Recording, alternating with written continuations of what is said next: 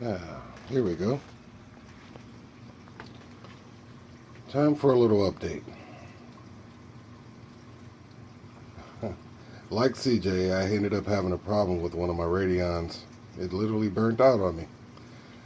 Um, since it burnt out, I ended up sending it back to Ecotech, and they sent me out another one, and it's working fine. I also added some T5 lighting that I haven't turned on yet. I got a blue plus and I got a true actinic. I don't like the true actinic. I may get another blue plus or a coral plus or something like that. Try that out. But yeah, I have the diffusers on my radions as well. The diffusers really take down the par. I have a Sinai that I recently purchased, and you really have to turn up your radions in order to get decent par. I have my lights 16 inches off the water, plus I have screen tops, plus I have the diffusers on. So I may have to take them up a little higher. I had them at 45 at first, then I took them to 50, and since I got the Sinai and did the par ratings, I've now taken them up to 60% overall. I'm going to check the par ratings on that a little later today, probably not during this video. And then I'm also going to put on the T5s and see how much par I get with that and the radions. But that's a video to come later. I also did get something interesting. I got a battery backup for the MaxSpec gyres. It's an ice cap. It works really well. If the power goes out, my gyres, which it runs both of them, will drop down to roughly 30%, maybe a little less, because there's two of them on there, but roughly 30%. It keeps the water flowing. I may get a second one because you can daisy chain them together so that I'll have more time, for how long my pumps will run. But that's all I need, though. I just need it to run at a medium, slow flow, just to keep oxygenation going. And, to give me a chance to get home from wherever I'm at, and if I have to, turn on a generator, which I will be purchasing not too far in the distant future here. But yeah, I'm going to do a review on the battery backup. Going to do a review on the Sinai, kind of review, I guess. And right now, I am working on wire maintenance. I'm redoing wiring down here in my sump area, so stuff is everywhere. What I'm going to do is I have a 10-gallon tank that I'm using for my ATO. I'm going to take that out because I'm going to move the calcium reactor and the tank for that under the stand here. Right now I got it cranking away. It's a little interesting trying to tune this thing,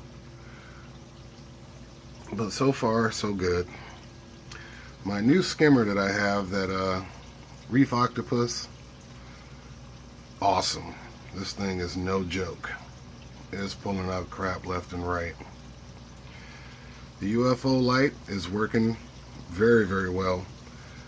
I have a solid block of Chaeto in my refugium area, which I need to take some of that out today. But it's really cool because I don't have to use any filter floss. It pretty much filters out all of the, big particles that could go back into the tank for me. But the skimmer, it's really catching everything when it comes down into that section. I also, for my auto top off, I have the ATK, which I love. The ATK is awesome. I know this is kind of dark, you can hardly see things. Sorry about that. But that ATK is awesome. And what I'm going to do is I'm going to remove the 10-gallon tank that I'm using for my reservoir, buy some extension cables for the ATK, and I'm going to take the PMUP that's a part of that and put it directly in my RODI water container in the basement. The PMUP can push water, I think 13, 15 feet horizontally. So it'll push it easily up to this floor and across over to the tank. I will still be manually filling that reservoir, which, you know, it holds roughly 35, maybe 40 gallons downstairs, which is easy. I just go down there and turn on the faucet. It fills it up. I have a float stopper on there from DRS that keeps it from overflowing and stops the water from going into it. So I'm slowly building a automated auto top off and auto fill solution for my water holding bins downstairs, the salt water and the fresh water.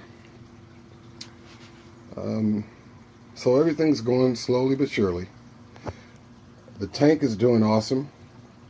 Right now I have roughly 22 fish in the tank. Tons of corals that are growing out. I have my Rico's corals in here. I have some that I got from my LFS. Haven't lost any yet. I think one is dying though, but from Rico. It's just an acropora of some sort. It's kind of bleaching out at the bottom. If you can see it, that cardinal in the way. The rest of them, I have not had a chance to mount all of them, I would say. I maybe 6 more that I have to mount somewhere. But all of the corals are doing really well. Except for that one. Yeah. But my new additions of fish, which sadly I lost my leopard wrasse. He just got the crap beat out of him by the green wrasse and the Melanaris wrasse. They really didn't like him at all. So he took a beating and he's no longer with us. I have put some damsels in here. This little guy, I'll get the names of them. I only added 2 little ones. That little guy, he's a little feisty something. Really cool. And then this little guy, he's pretty cool too. I rescued both of those from one of the LFSs in my neighborhood here. They were tiny and they really needed a home. Also, I have a triggerfish. He's a blue throat trigger. It's pretty cool. He's trying to learn the pecking order in the tank. The tangs are teaching him a tough lesson. So his fins are a little bit beat up for now, but he's loving the tank, all the room to swim around. Right now they're teaching him who's supposed to get nori. As you can see, he's being chased. I'm going to solve that problem by getting a second clip and allowing them to go back and forth, put them on either end of the tank.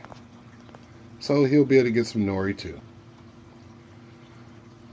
Okay, that's a long update, but there's more videos to come, and I'll just leave it there for now.